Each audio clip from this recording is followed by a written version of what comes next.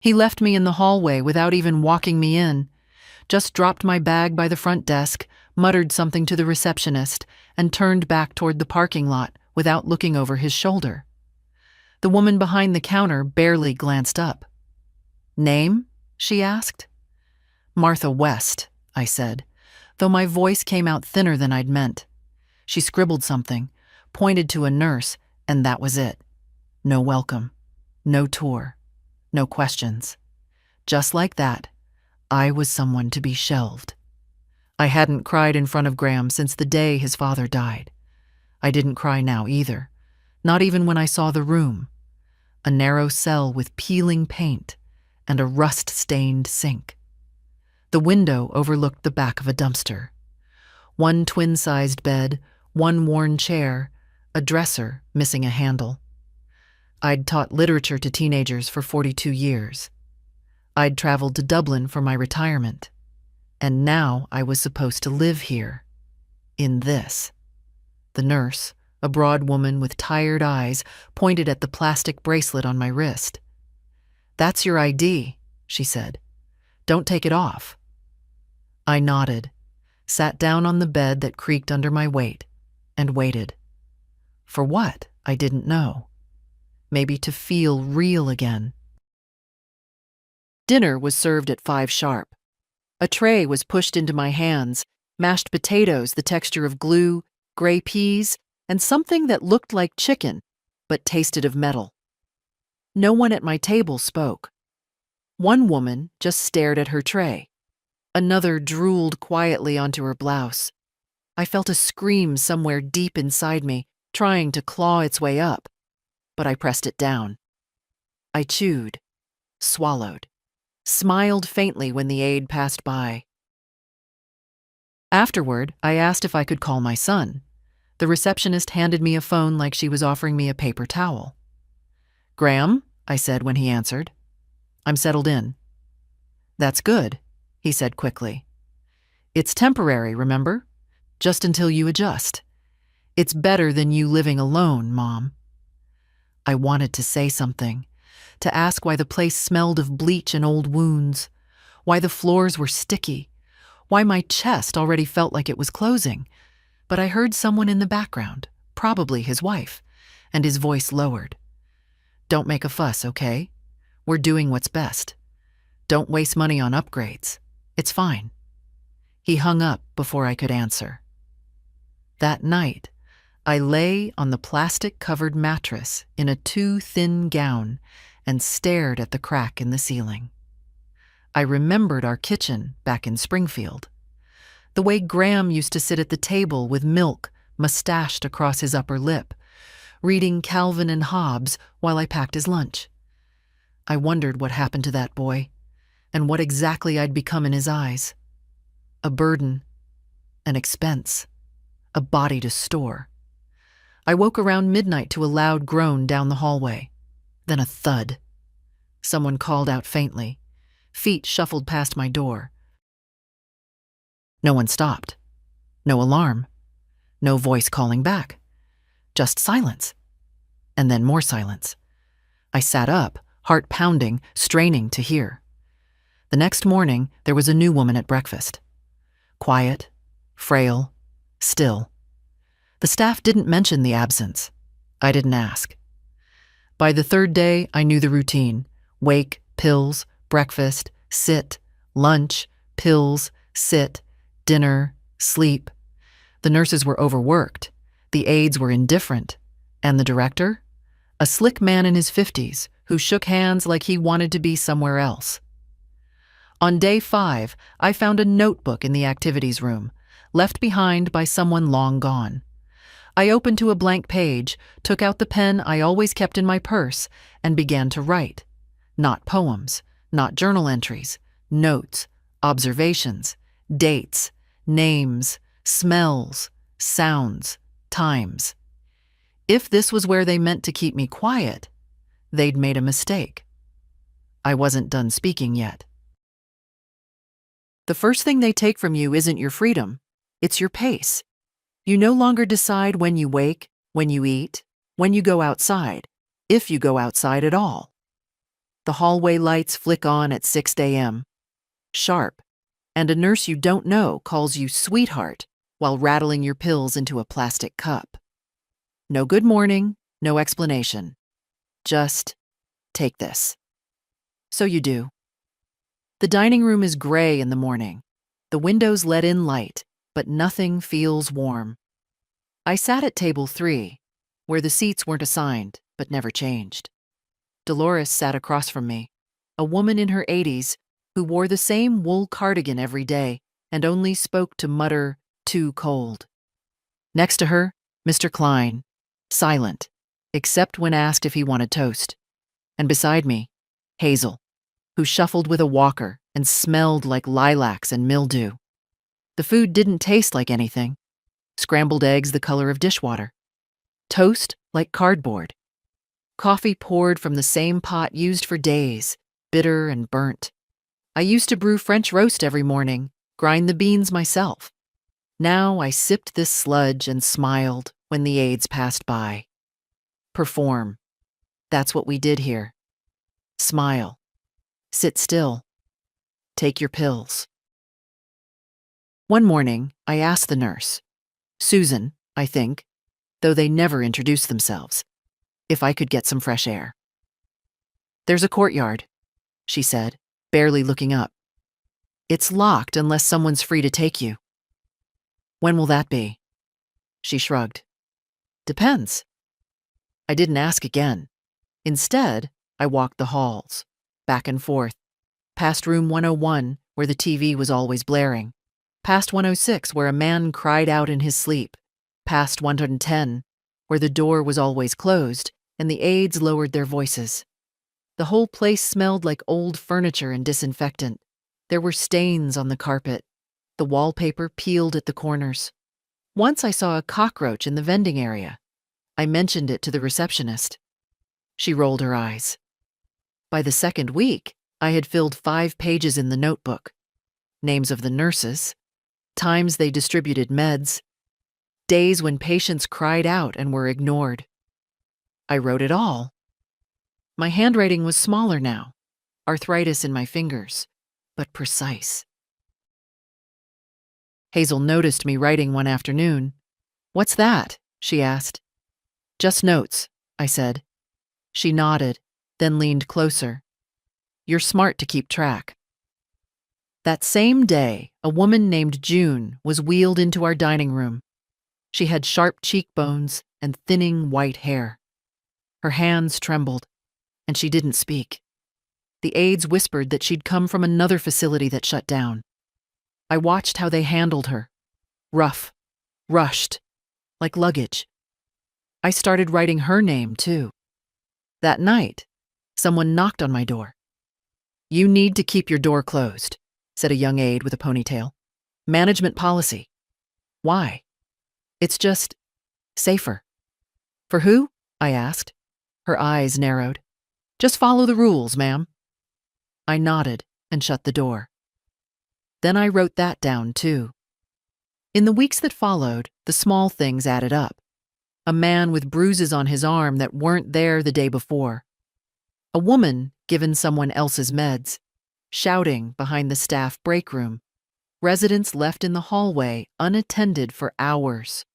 One afternoon, I saw an aide yell at Hazel for spilling water. Hazel flinched so hard her walker tipped.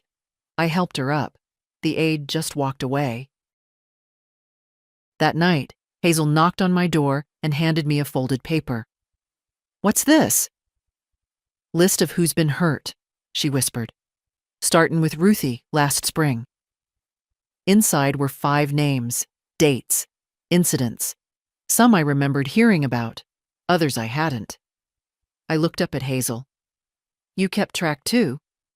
"Didn't know what to do with it. But maybe you do."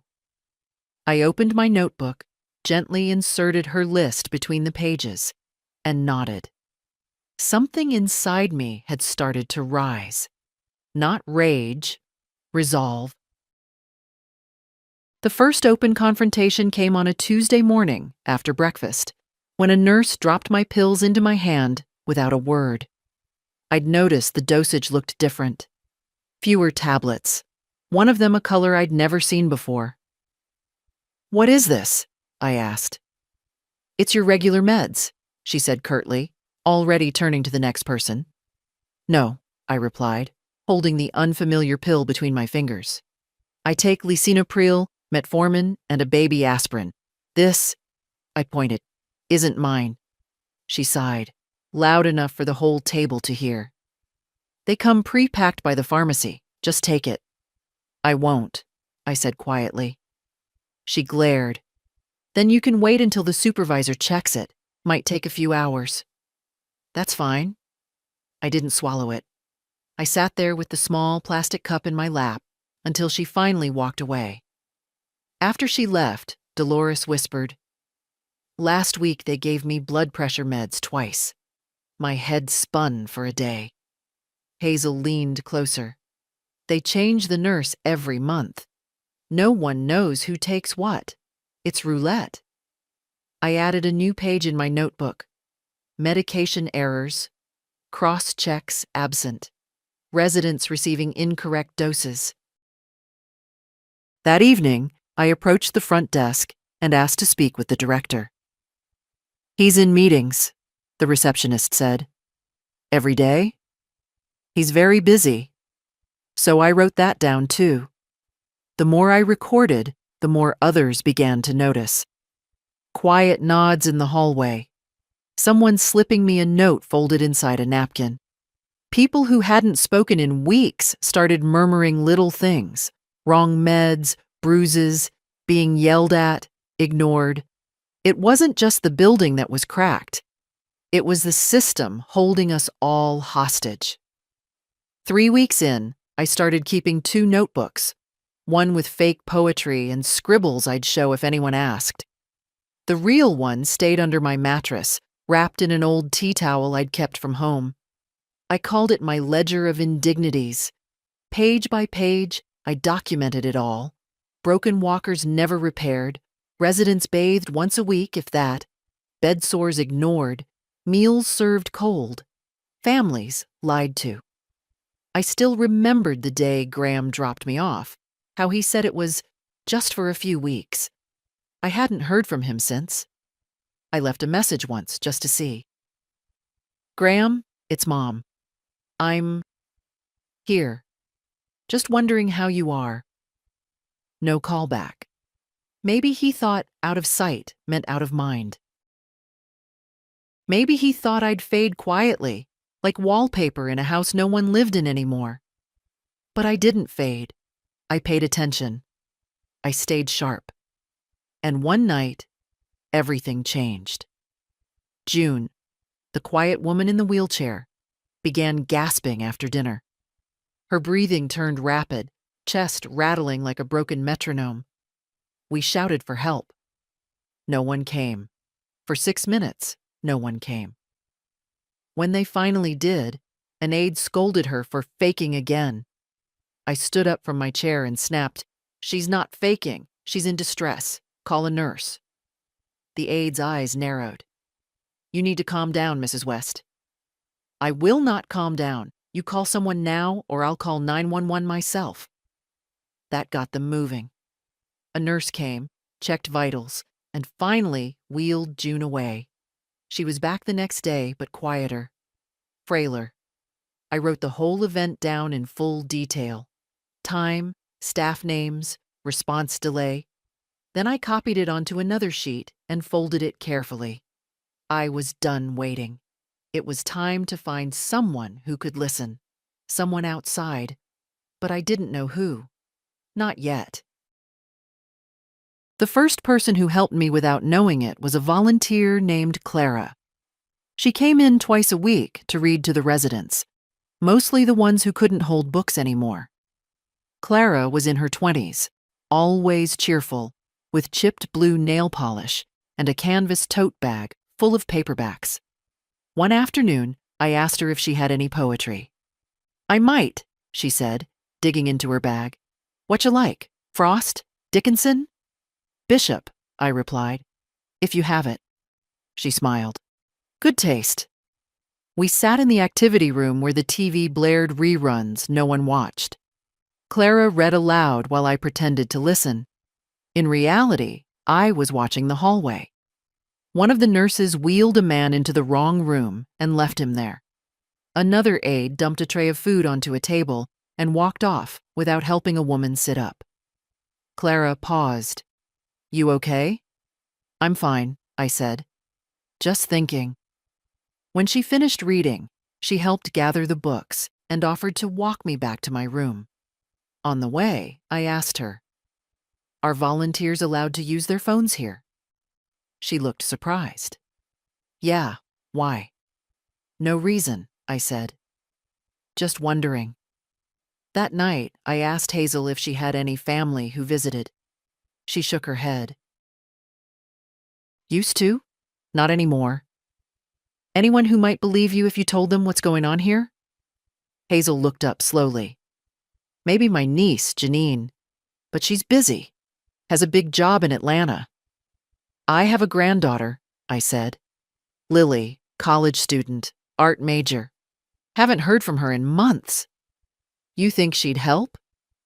"I don't know," I admitted, "but it might be time to find out." The next day, I asked the front desk to help me send a letter.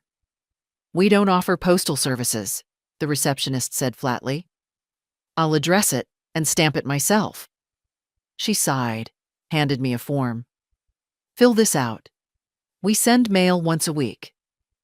I wrote Lily's name and address in my neatest cursive. I folded the note around one of my most detailed entries. The night June almost stopped breathing. I wrote only one sentence to Lily. "If you want to know what's happening to me, read this carefully. Don't tell your father." 3 days later, she showed up. I was in the common room, pretending to do a crossword, when I saw her through the glass doors. Bright red scarf, oversized tote, paint-stained jeans. She hadn't changed since last summer, when she'd visited me in Springfield and asked about my old record player. "Grandma," she said softly, stepping inside. I stood slowly. "Lily." She hugged me, tighter than I expected. "Is it true?" she whispered. "Everything you wrote?" I nodded. She sat across from me, her eyes wide, her voice low. "I Googled this place. There's barely any info. No reviews, no photos." "There's nothing online because no one makes it out with energy to post," I said. "But I've kept records. Names, dates, incidents. I have it all." "Can I see?" I hesitated, then handed her the notebook, still wrapped in the tea towel. She flipped through, page after page, her expression darkening. "Grandma, this is huge. Some of this is illegal." "I know." Lily looked up. "I have a friend whose aunt is a legal intern. She works at a law firm that handles elder abuse cases." My breath caught.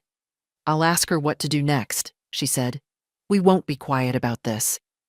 I felt my hands tremble. Not from fear, something else. For the first time in months, I felt a breeze of air crack the suffocating stillness. A door was opening. It happened on a Thursday night. I was already in bed, reading one of the paperbacks Clara had left. Something about a woman who reinvents her life at 70, when I heard it. A groan. Low, guttural. Then a sharp cry. I sat up, heart pounding. The hallway was dark except for the weak glow from the nightlight near the medicine cart. Then another sound, more urgent now. A name, maybe. June's voice. Strained. Panicked. I threw on my robe, opened the door quietly, and stepped into the hall. June's room was 2 doors down. Her light was on. Her voice trembled behind the door. "Help. Please." I knocked once. "June?" No answer, just ragged breathing. I turned the knob, unlocked. She was half out of bed, her body twisted at an angle, her wheelchair pushed too far away. Her skin was pale, lips blue at the corners. I ran as best I could, down the corridor to the nurse's station. Empty. No one. back to the reception area. Dark. I pressed the call bell. No response. For 13 minutes, I timed it. No one came. I counted every second in my head.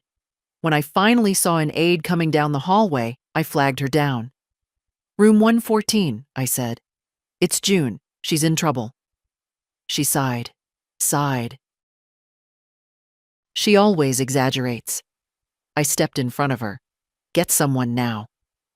She rolled her eyes, but finally turned around. They took their time.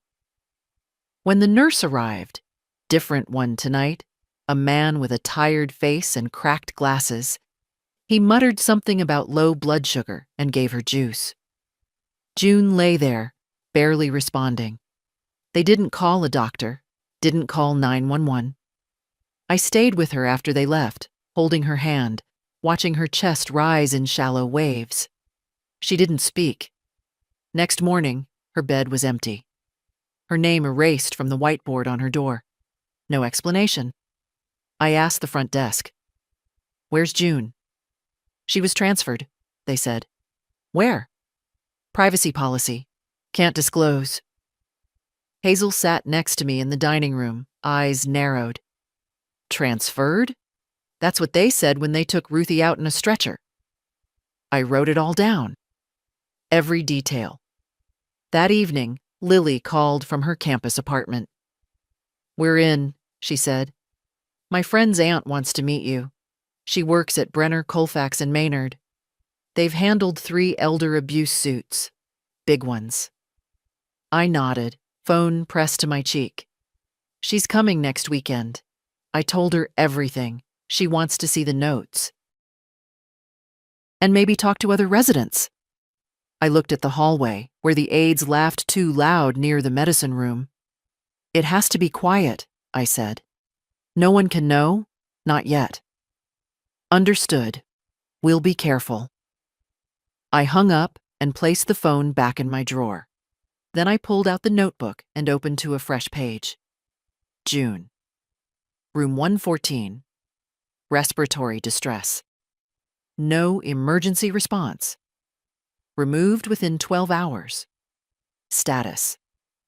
Unknown. There would be no more silence. Not anymore. I waited a full week before calling Graham again. It had been 2 months since he left me here. Not a single visit. Not even a postcard. The last time I heard his voice was when he said, "Don't make a fuss, you'll be fine." But I wasn't fine. So I called. The phone rang 5 times before he picked up. "Mom?" His voice was cautious, like he'd answered out of guilt. "Hello, Graham," I said. "I wanted to check in." "Is something wrong?" "I suppose that depends on your definition," I replied, trying to keep my tone even.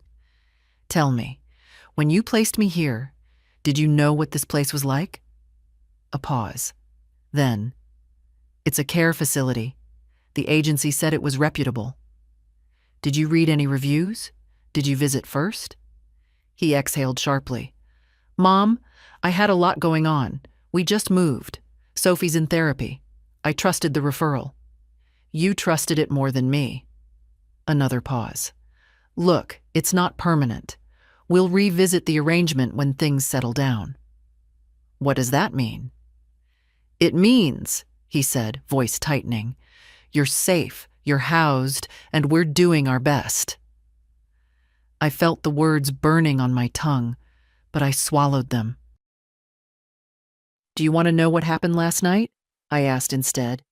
"Do you want to hear about June?" "Who?" "She's gone. Wheeled out in the middle of the night after staff ignored her for almost 15 minutes while she was gasping for air." He was silent. "Would you like to see where I sleep, Graham?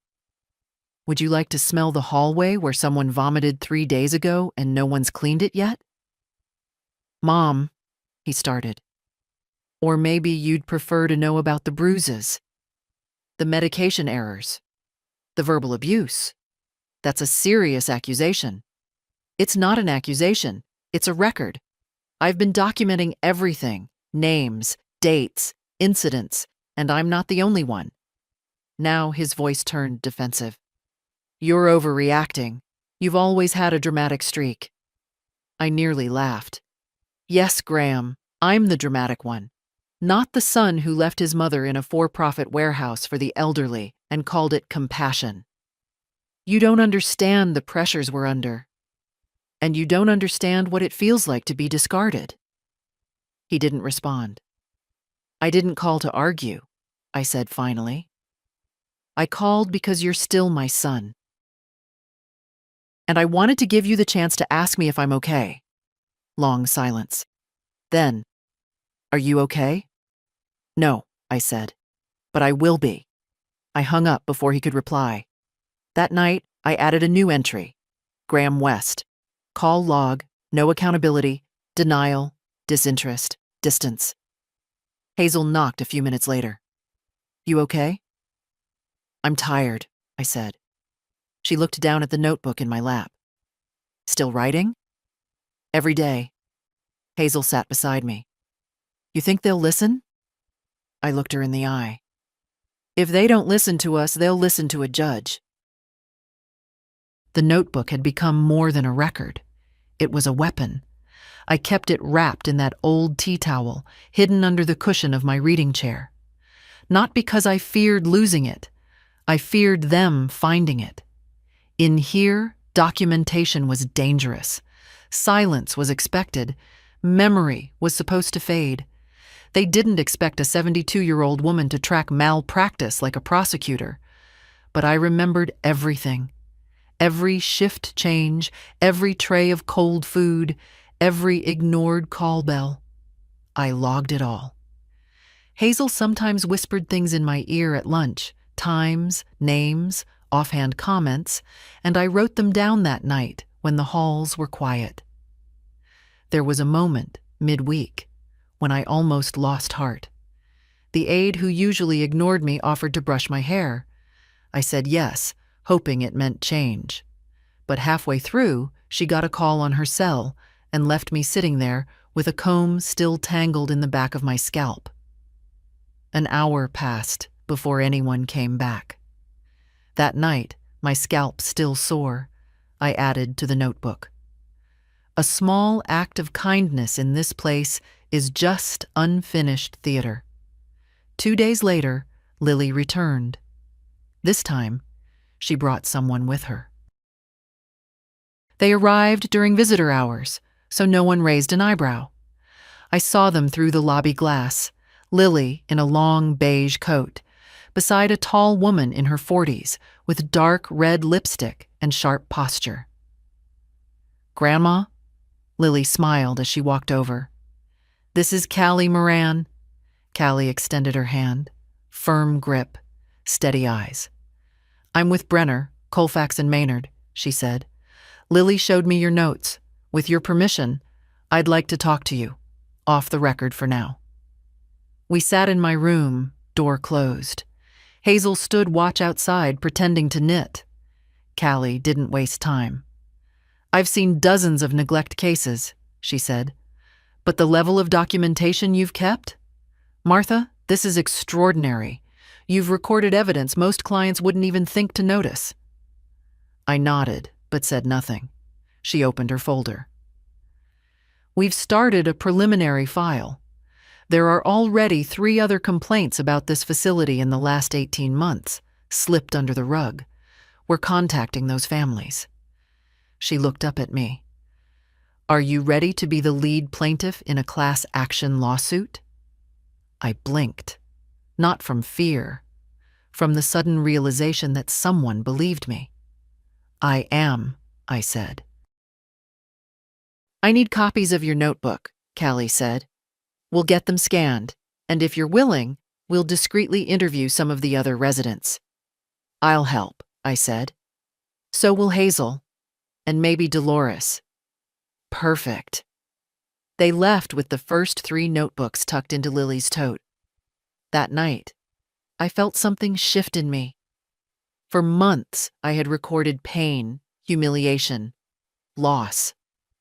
Now, for the first time, I was recording purpose. They'd left me here to be quiet. but quiet is not the same as powerless. The air changed when the lawsuit began to take form, not in the staff, not yet, but among us, the residents. Hazel started walking straighter. Dolores, who hadn't spoken in weeks beyond too cold, began making eye contact again. I saw Mr. Klein one morning tearing a used napkin in half, like he had too much energy for silence. We weren't free yet, but something was rising, like warmth returning to limbs long frozen. It was Clara, the volunteer, who unwittingly gave us the next opportunity. She came in on a Monday with her usual tote bag and a stack of magazines, but tucked between 2 issues of Reader's Digest was a digital recorder. Lily must have slipped it in. Clara smiled as she handed it to me discreetly. Just in case you want to record, I don't know, a poem or something. I knew what she meant. I nodded. Maybe I will. The next day, during breakfast, I clicked it on. Not openly, just quietly. Placed it beneath my napkin as the staff moved around, voices clipped and impatient. "Why is this toast always burned?" Dolores muttered. The aide didn't respond. Just plunked another tray on the table and walked off. Hazel leaned toward me. "That's Yolanda. She was written up last year for slapping a resident, but she's still here." I made a mental note of the name, the voice, the tone. Captured in real time now, not just ink. That evening, I met Lily by the outer fence. She stood on the sidewalk just beyond the courtyard wall. I passed her the recorder, under the guise of returning a paperback through the slats. She gave me a look. Pride, worry, something like both. And mouthed, "We've got it." 2 days later, Callie returned. She met with me, Hazel, and, quietly, Dolores, who nodded through most of the conversation but confirmed everything I'd written about her medication mix-ups. Callie had brought more folders, legal documents, affidavits. "You're building a case," I said. "We are," she replied, "and we're not alone anymore." Turns out, another resident's daughter from 3 years back had filed a complaint about bed sores and untreated infections. Nothing came of it then. No one backed her up. But now, with our notes, our voices, our timeline, it was no longer one woman's word against a wall. That night, Hazel stayed in my room for a while. "I used to be a nurse, you know," she said quietly, "back before arthritis got to my hands.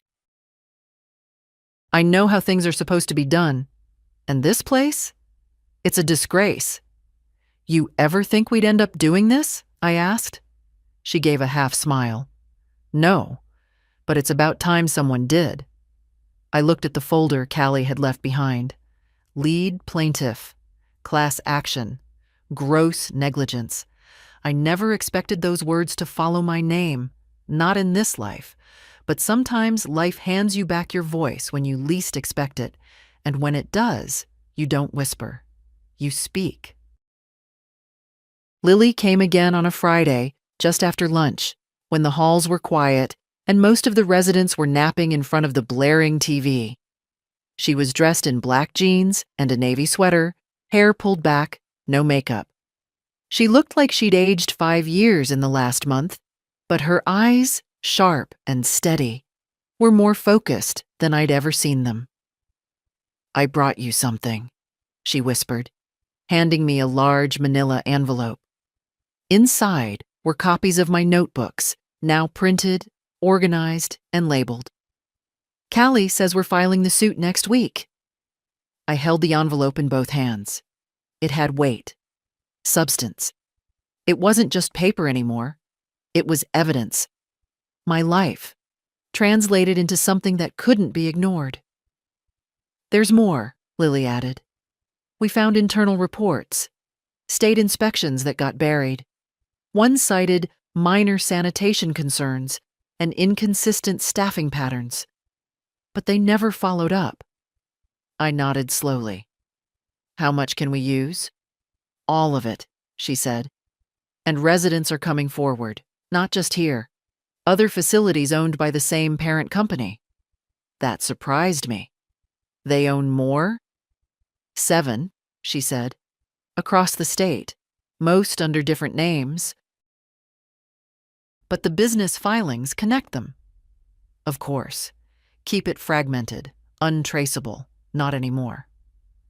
I'm going to ask them, I said, every single one here if they want to speak. Lily looked wary. That's risky. If management finds out, they won't. I'll do it during meals. Quietly. No pressure. And I did. Over the next 3 days, I moved table to table, chair to chair. Not everyone was willing. Some were too frightened, some too confused. But a few listened. Dolores, Mr. Klein, a tall, thin man named Harold, who'd once been a professor of philosophy and still quoted Aristotle under his breath. I don't want revenge, Harold told me. I just want dignity. We all do. Lily compiled the statements into a growing file. She scanned every signature, time-stamped each quote. Callie called that evening. We're going public next month. After we file, the story breaks. A reporter from the Wilmington Chronicle wants to interview you. I'm not doing it for attention, I said. I know, Callie replied. But if you don't speak, someone else will, and it won't be from inside. I agreed to the interview.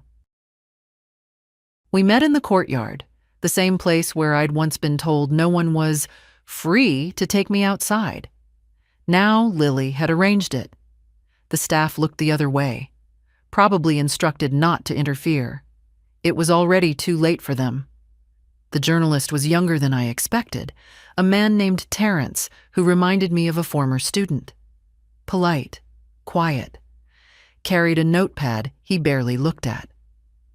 Why did you start writing everything down? He asked. Because everyone else had stopped looking, I said. Even my own son. Terrence paused. Do you want me to include that? You can, I said. But this isn't about him, not really. It's about all of us. I told him about June, about Hazel's list, about nights with no nurses, meals with no heat, pills given without explanation. He listened for over an hour. When he left, he shook my hand and said, You've got more steel in you than anyone I've met this year. I just smiled. I didn't feel like steel. I felt like something even harder. Truth. On paper. With names. Let them come. Mary died 3 days before the article came out. They found her slumped in her chair after breakfast, head tilted back, eyes wide open, tray still on her lap. No struggle. No sound. Just silence. The kind of silence that tells you something stopped that should never have been left alone.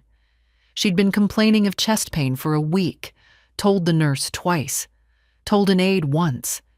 Each time they said they'd make a note. I checked. No notes, no chart updates, nothing. Hazel was the one who found her. I was across the room when I heard the scream. We weren't allowed to linger near the body. Staff closed off the dining hall and told us to return to our rooms. Respect the process, they said. I almost laughed. Mary had been kind. Sharp-tongued, yes, but kind. She once slipped me a butterscotch candy and said, Don't let them crush you. They're counting on your exhaustion. After they wheeled her out, I sat in my room for over an hour, too angry to speak, too sad to cry. Then I wrote. Mary Hill, room 117, complained of chest pain on 3 occasions, no record of response. Time of death, approximately 9:20 a.m., dining hall. Tray still full. Lily came the next day with a printed copy of the article. Front page, full column. My name in bold. Resident inside, a 72-year-old's fight to expose elder neglect. The piece quoted me, Hazel, even Harold. There were photos of the building, a diagram of the ownership structure, and a sidebar detailing the violations across all 7 sister facilities. I held the paper in my lap, like a brick of weight and memory. "They're panicking," Lily said.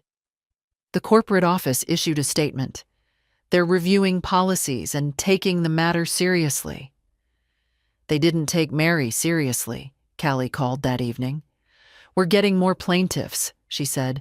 "Former staff, family members. It's spreading." I sat by the window while she talked. Outside, the sun was starting to lower behind the power lines, casting long shadows over the pavement. I wondered if Mary had seen that same light on her last morning. "Your testimony will be next month," Callie said. "You'll be our lead voice in the hearing. Is that okay?" "Yes," I said. "But I'm not testifying for revenge. I'm testifying for the ones who never got the chance." Hazel knocked a few minutes later, carrying a cup of tea. She looked tired, pale. "I keep thinking," she said, "we should have done more. For Mary." "We did what we could," I replied. "Now we do more for the rest." She nodded and left. I sat with the paper in my hands, the photo of me blurred just slightly, but my words printed clearly below it.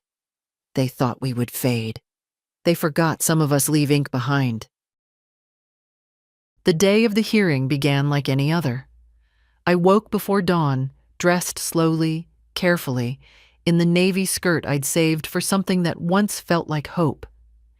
Hazel helped me pin my hair. She didn't speak much, but her hands were steady, her presence firm beside me. "I never testified in court before," I admitted. "You've already done the hard part," she said. "You survived long enough to be heard." Lily met us in the lobby. She looked sharper than usual. Pressed slacks, a structured blazer, no paint under her nails for once. She handed me a small envelope before we left.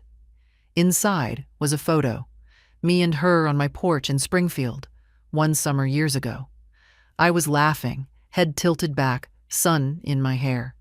She'd written in tiny script on the back, "You were never invisible. Not to me." At the courthouse, they took us through a back entrance. "Less spectacle," Callie said.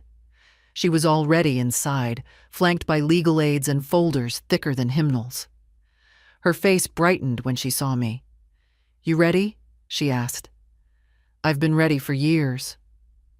The courtroom wasn't packed, but it didn't need to be. A few journalists, a few lawyers from the defense, young men in sleek suits who didn't meet my eyes. A representative from the parent company sat stiffly, jaw clenched. Not one staff member from the facility showed up. When I was called to the stand, I didn't shake. My voice didn't quiver. I told them about the hallway at night, the ignored cries, the roaches, the spoiled milk, the bruises on Dolores's wrist, the time Mr. Klein was left in his soiled clothes for hours. I told them about Mary. I read directly from my notebook. No exaggeration, no dramatics, just truth. When I finished, no one clapped, no one cried. But no one interrupted either. That silence. The kind that settles when something undeniable has been spoken. That was enough. Afterward, I sat beside Callie outside the courtroom. She was scrolling through her phone, reading the first headlines. "It's going to snowball," she said. "You just started something that can't be stopped." I looked out the window at the courthouse lawn. There was a small bird hopping across the sidewalk, one wing tucked awkwardly, still moving, still going. "I didn't want to start a fire," I said, "but I won't apologize if it burns the right things down." Callie smiled. "Well, it's burning." That night, back at the facility, Hazel was waiting. "How'd it go?" "I told them the truth," I said. "Good," she whispered. They needed to hear it. I sat on the edge of my bed, the courtroom air still clinging to my clothes. I opened my notebook to a new page. Told, not buried, not silenced, told. And I kept the pen in my hand. Because the fight wasn't over. But we were winning. The judgment came on a Wednesday. It was Callie who called, voice crackling slightly through the line, but steady, like always. "We won," she said. $4.7 million in damages. Class action status upheld. Settlement includes mandatory federal investigation of the parent company's facilities. I sat in silence, gripping the receiver. "We won," she repeated, softer now. "How much goes to the residents?" I asked. "A significant portion. You'll receive the largest share as lead plaintiff." "And the rest?" "Divided. Survivors first, then families of the deceased. We'll make sure every single person connected to this place gets what's owed." I nodded, though she couldn't see it.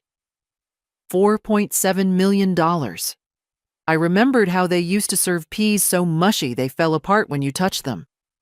How they charged residents extra for adult diapers.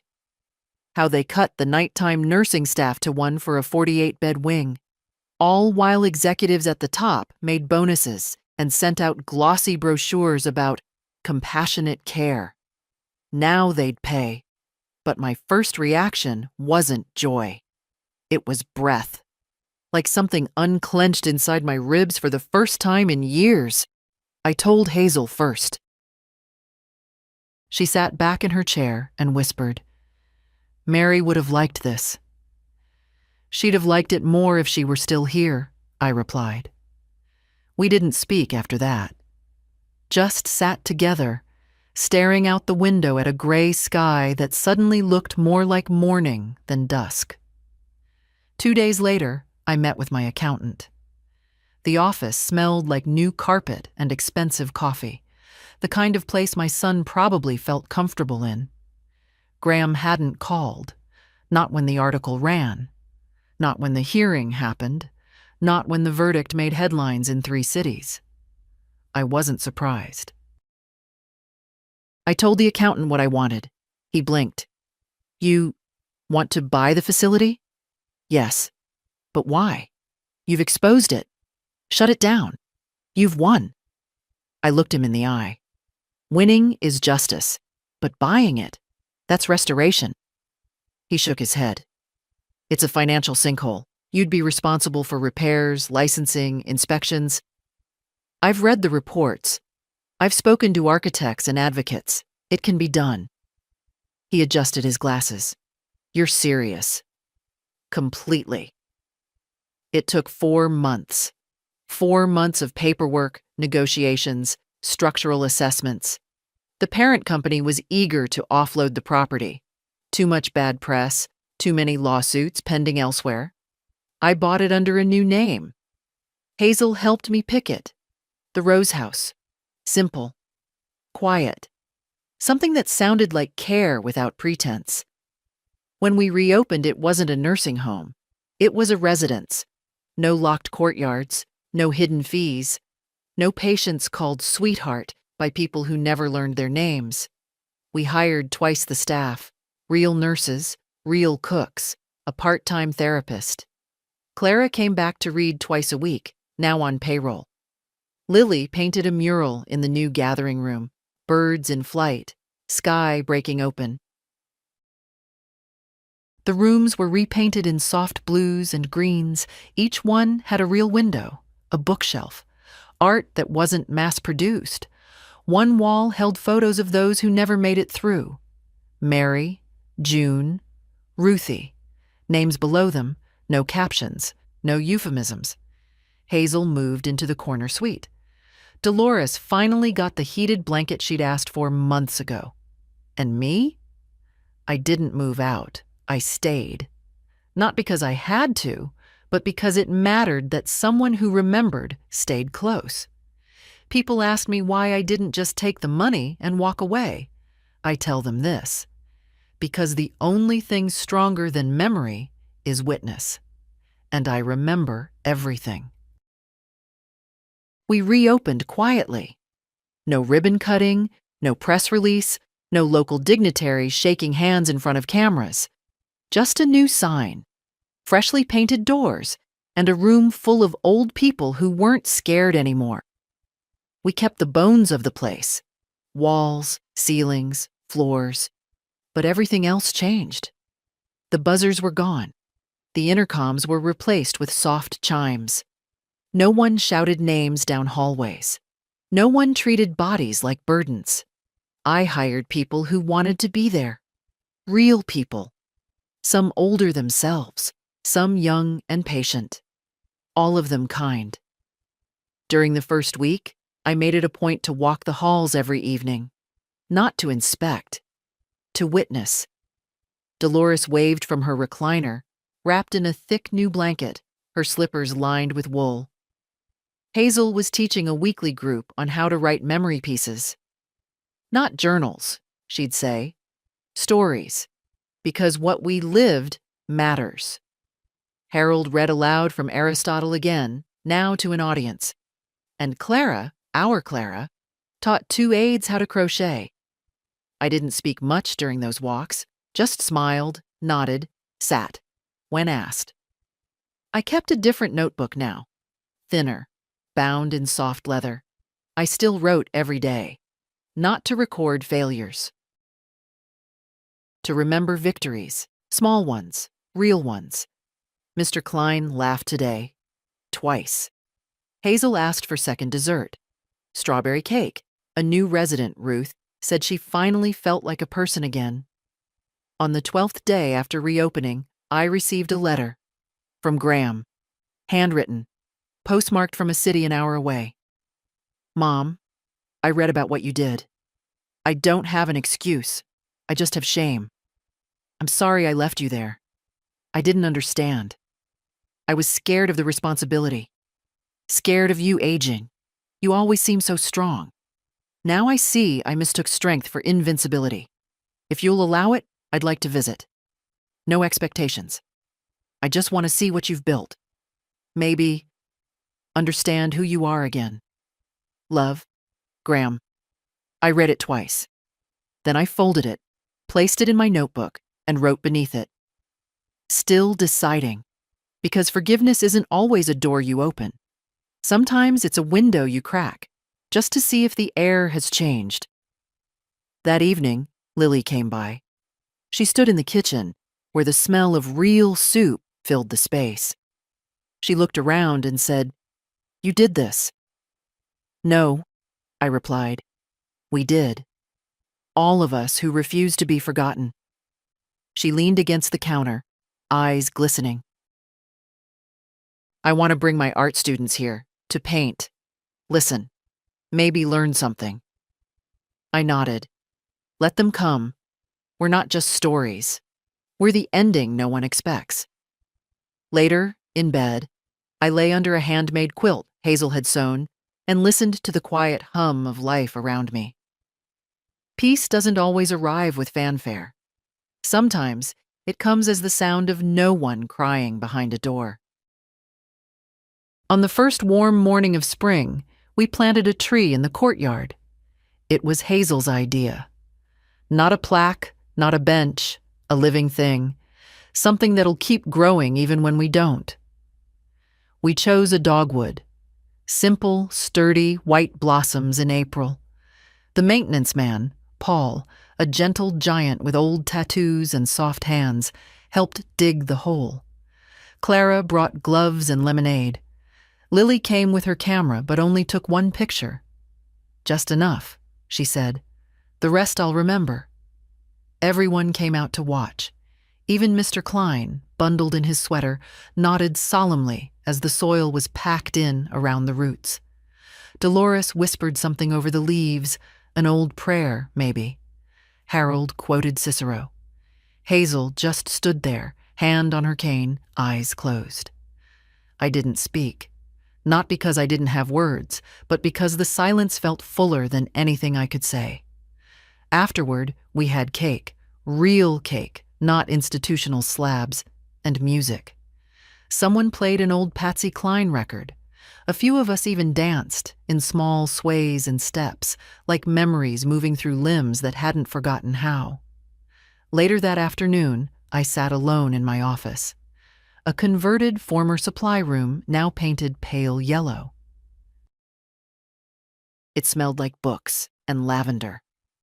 There was a knock. "Come in," I said. Graham stepped inside. He looked older, not in years, but in something behind his eyes. He held his hands too tightly, like he wasn't sure if he deserved to let them rest. "I wasn't sure you'd say yes," he said. "I didn't," I replied. "Lily did." He nodded, looking down. "This place looks nothing like before." "No, it doesn't. I read the articles. I saw the footage from the hearing. You were remarkable." "I was truthful." He sat across from me. There was a silence. Not heavy, not sharp. Just space. "I failed you," he said, voice thin. "I failed you when it mattered." "Yes." He looked up, flinching only slightly. "I won't ask you to forgive me. I just wanted to see the place you built.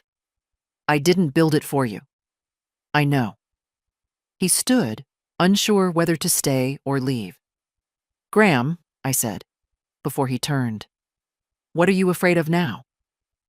He hesitated. "That you'll never speak to me again." I looked at him, my son, my stranger, the boy I'd once carried through thunderstorms. "I just did." He exhaled, a sound halfway between grief and gratitude. "Would it be all right," he asked, "if I visited again?" "Not for me." "For Lily. For them. The people here." "You may," I said. "But next time, bring a book, or soup, or silence. We value all three." He smiled.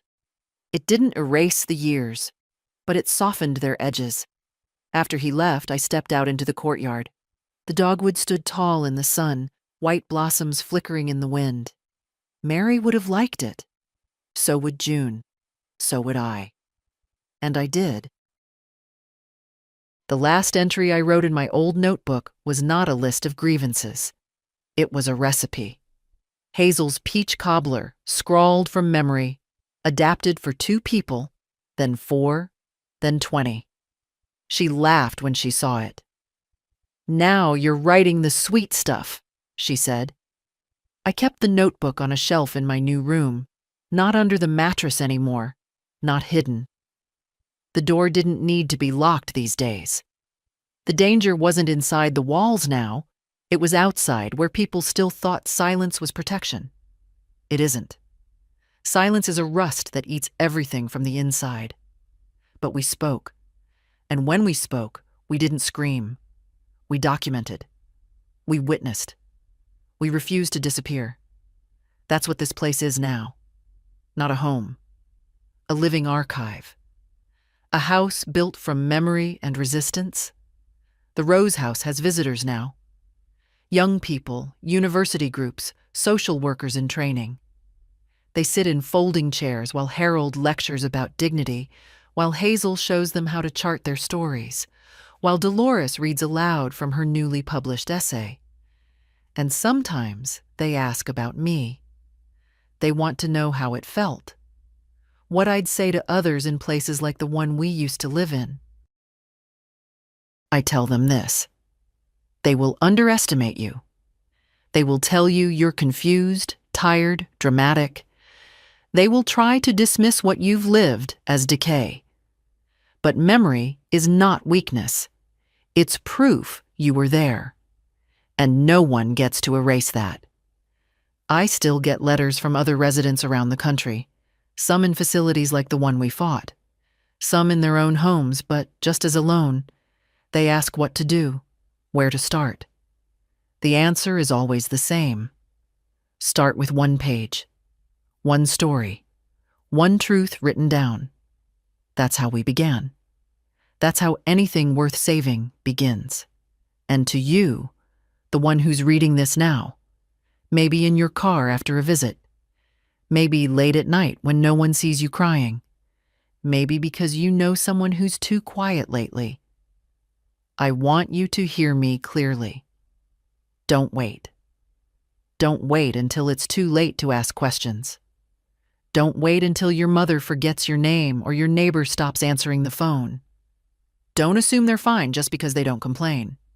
Go. Look. Listen. Ask. And if something feels wrong, write it down. Speak it. Stand beside them. Don't leave. Because we are not just old. We are not expired. We are not invisible. We are the living archive of everything this world forgets too easily, and we remember everything. If this story meant something to you, share it, speak it, pass it on. Let no one you love be left unheard.